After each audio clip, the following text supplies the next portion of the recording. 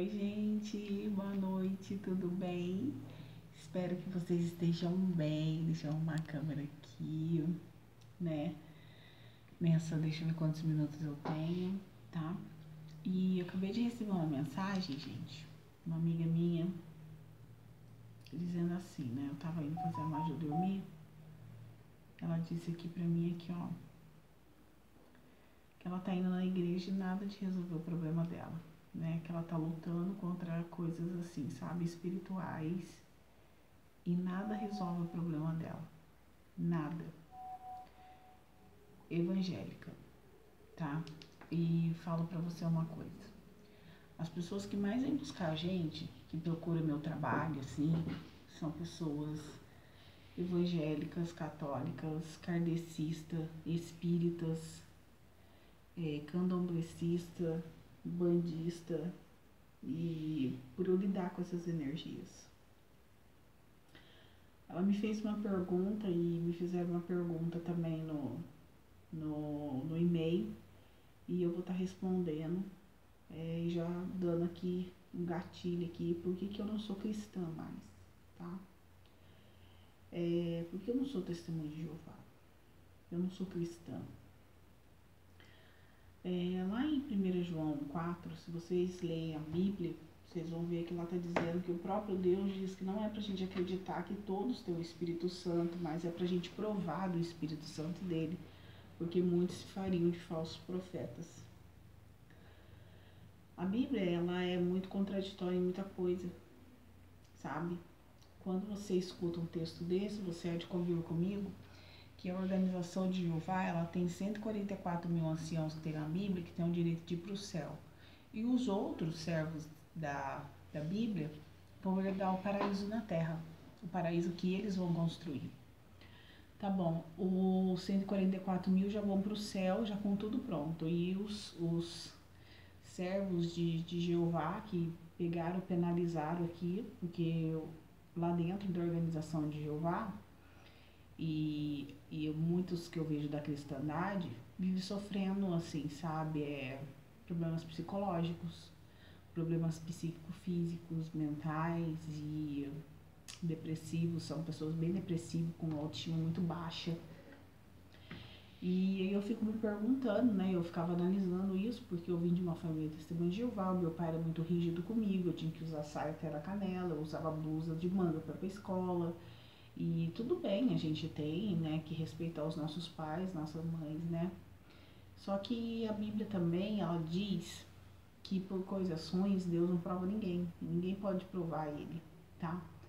Porém, tudo que você passa, tudo que eu vi na organização de Jeová, as pessoas sofrendo, porque ali tem muito sofrimento. As pessoas vão, perdem filhos, assim, de uma hora pra outra, assim, umas coisas meio loucas que acontecem. Eu sei que o imprevisto, ele vem pra todo mundo, mas pode acontecer. Mas eram umas coisas assim, sabe, que você via que a pessoa estava sofrendo, muitas pessoas passando muita dificuldade, entendeu? E muitas pessoas diziam que era aprovação de Deus. Tinha pessoas que chegavam a perder a família inteira e diziam que era aprovação de Jeová, que aquilo ali ia passar. Mas se a Bíblia está dizendo que por coisas ruins Deus não prova ninguém, como que a pessoa está sendo provada e está passando pelo teste, tá? Aí o argumento é que Jesus também passou pelo teste de fidelidade. Mas se Deus é onipotente, onipresente, onisciente, por que ele, sabendo tudo que vai acontecer lá na frente, ele já sabendo que ele fazendo Adão, né, ele fazendo Eva, fazendo Lilith, ia acontecer tudo que aconteceu, porque eu acredito na imagem de Lilith, eu não vejo Lilith fora do paraíso, do contexto, entendeu? Se eu fosse embasar, me familiarizar com o cristianismo, tá? Por que ele, sabendo que Adão e Eva ia comer do fruto e todos iam assim passar a ser pecadores no sistema todo, né? A geração de Adão, adâmica, que nós somos gerações adâmicas, por que ele já não foi, não fez, vamos dizer assim, aquele corte, né, na vida? Não, ele precisava assim provar, né? Que diz que ele precisava provar para os anjos que ele estava certo, né? Que ele estava certo no quê? Sendo que ele criou duas criaturas que já iam pecar, né? E aí, em contrapartida, Lúcifer se rebela contra Deus. Mas se rebela por quê? Porque ele não queria se prostrar em adoração a Deus. Lúcifer, os luciferianos não ficam se prostrando 24 horas, a gente não fica se prostrando. Eu nunca me prostrei, joelhei para Lúcifer. Nunca me prostrei, joelhei assim, para Lilith, né? Já sentei, conversei e tudo mais, né? Quando eu quero alguma direção, muitas das vezes, né, mais energética, eu pego um pêndulo preto, negro, que ele tem uma densidade maior do que as claras, né? Ele é bem bonito, ó. E eu tenho resposta. Então, eu fico imaginando assim, sabe? Que contradições são essas? Que Deus de amor é esse que aboliu, né, os 10 mandamentos da lei mosaica, que não eram 10. Se você ler a Bíblia, você vai ver que tinham mais de 1840 assim, leis, vamos dizer assim, especificando as leis de Moisés. E depois da morte de Cristo, quando Cristo veio, ele foi, depois da sua morte, aboliu. Em Coríntios está lá, que os 2 maiores mandamentos que se ficou é amar a Deus sobre todas as coisas e o próximo como a ti mesmo. Tá bom. Como que Deus, sendo um Deus de amor, ele vai e coloca uma organização dele, como, vamos dizer assim, se eu sou hoje batizada, e eu, vamos dizer assim, caí numa tentação, porque eu sou uma pecadora. Eu sou uma pecadora por quê? Porque lá atrás teve um Deus que criou seres que já sabiam que ia pecar, e Deus permitiu o sofrimento da humanidade. Ele permitiu o sofrimento da humanidade, entendeu? Por isso a humanidade cristã sofre. Repara que todo cristão sofre. Todo cristão, nenhum que não sofre. Agora eu fico imaginando para que você sofreu. Sendo que uns vai herdar ali o céu, vai ter mais mérito, e os outros vão herdar o paraíso e ainda vai ter que trabalhar ainda. E justamente são os que mais sofreram, né? E levando em conta que, vamos dizer assim, tem ali o escravo fiel e discreto, e quando eu falei para você de 1 João 4:1, ali fala sobre a gente não confiar em pessoas que achavam que estavam recebendo o Espírito Santo de Jeová.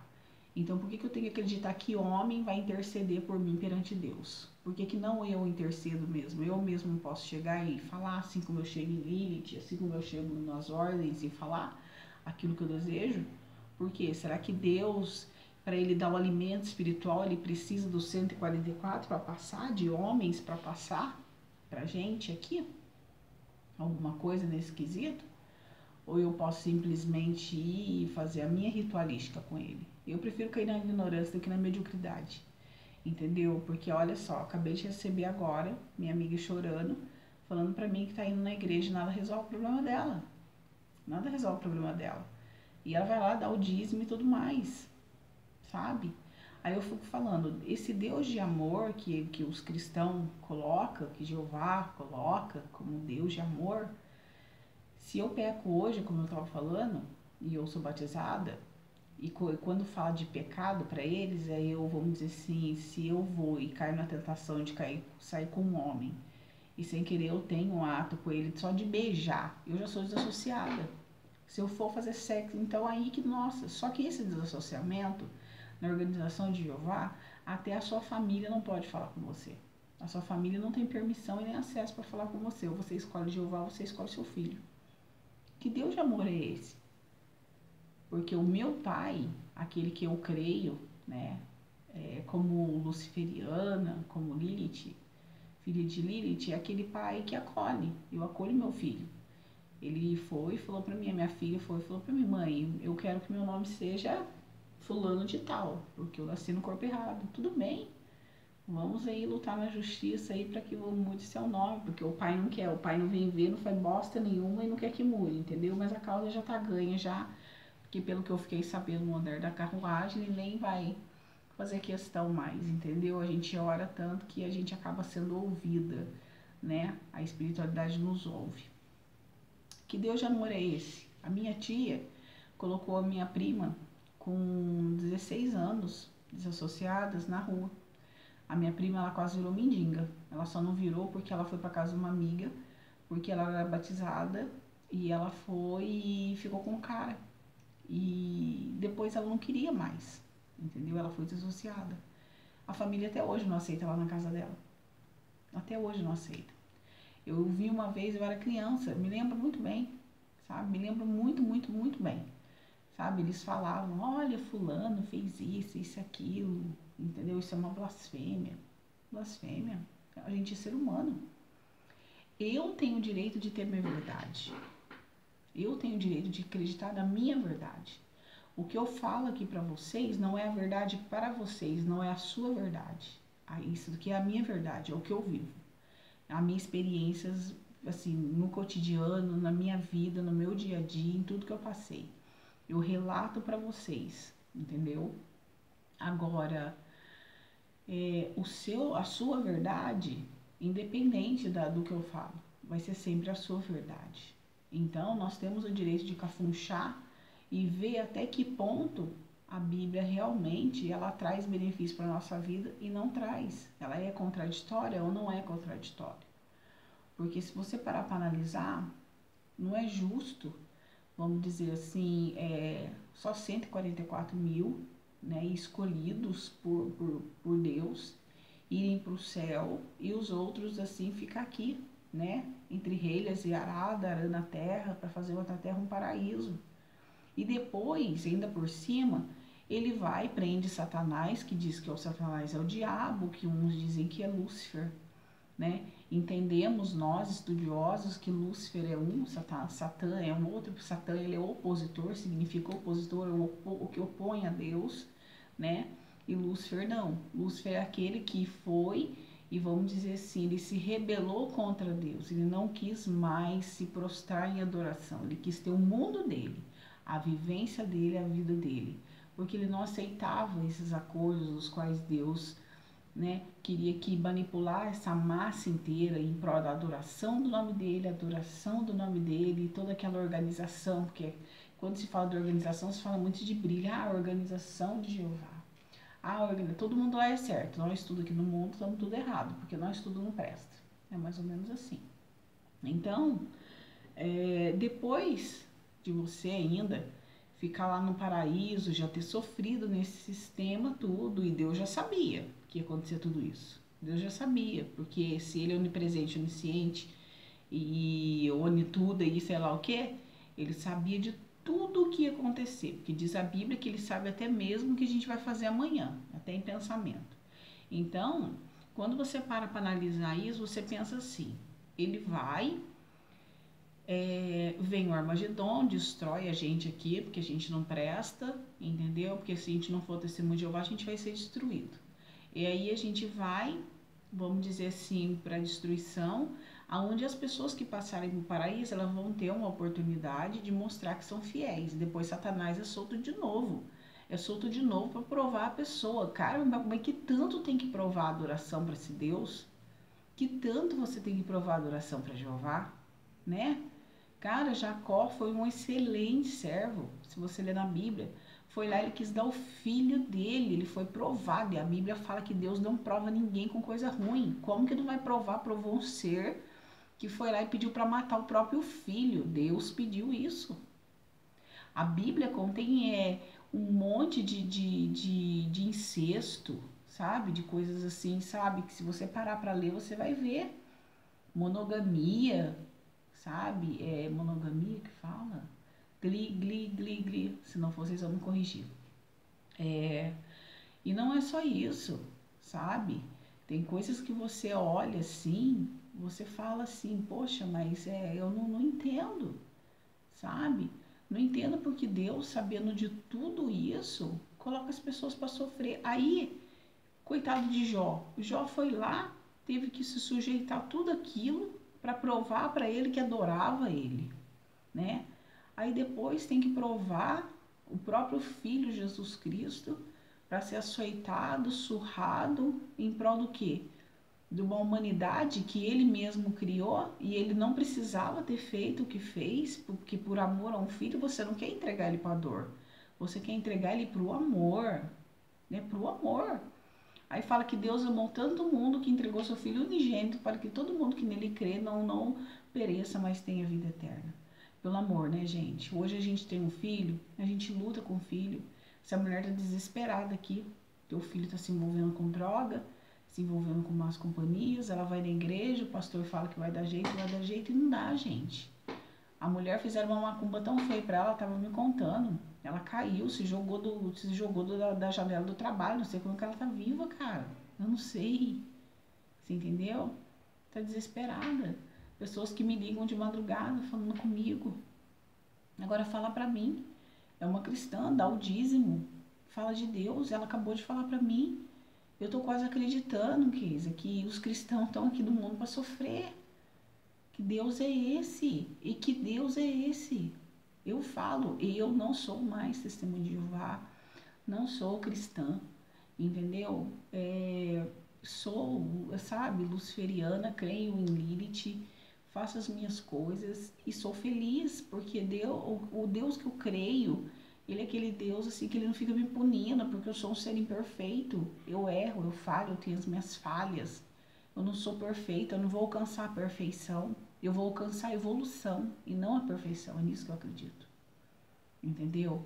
Então, para responder àqueles que me perguntaram, tá respondido. Hoje minha mãe não entra mais na minha casa porque meu pai proibiu a minha mãe. Porque na Bíblia fala que a mulher tem que estar submissa ao homem. Minha mãe, depois de tempo, como criticou tanto tempo a minha tia por ter feito aquilo, hoje minha mãe obedece o meu pai e não pode entrar na minha casa. Porque fala que a minha casa é do demônio. Entendeu? Então, assim, são coisas assim que hoje não me deixa triste, de verdade, gente. Eu falo pra vocês assim, num tom assim que eu tô meio cansado, que hoje eu trabalhei bastante, mas eu tô falando assim pra vocês assim num tom que aí eu vejo aonde está o amor, sabe? Aí eu vejo. Porque a minha filha, ela pode estar na posição que ela tá, sabe? Ela quis ser, vamos dizer assim, pansexual, sabe? Mudar, sabe? Ela quer ser assim, mudar o corpo, eu aprovo. Eu não tô aqui para julgar ninguém. Não sou juiz. Eu quero ver minha filha feliz. Sabe? Independente. Mas se eu der qualquer coisa para minha mãe, eu tava com uma pulseira de ouro, ela viu e ela foi e falou para mim assim, que pulseira bonita. Eu tirei e falei, tá, mãe, de presente para você. A minha aliança de ouro que eu dei para eles de casamento, eles aceitam. Quer dizer, eles não podem entrar na minha casa que eu sou do demônio, mas tudo que eu dou para eles, eles aceitam. Porque isso não é do demônio. Não sei, porque eu trabalho e seu trabalho é para daimons, é para espíritos auxiliadores. E se eu trabalho na minha vida secular, né, na minha parte da minha vida, eu não deixo de servi-los. Então, se tudo que tem aqui na minha casa está consagrado a eles. Então, você há de convir comigo que há também uma contradição naquilo que as pessoas falam, entendeu? Então, gente, isso é o que eu tenho para falar hoje para vocês. Deixa eu ver aqui, tá quase dando a minha hora, vai acabar, tá bom? Vai acabar meu tempo. Axé pra quem é de axé, amém pra quem é de amém. Blessed de mim pra quem é da magia, amor pra quem é do bem. E amanhã eu tiro o cartãozinho pra vocês, que eu acho que não vai dar tempo. Se cortar, já Elvis, a vida só pode ser vivida olhando para frente.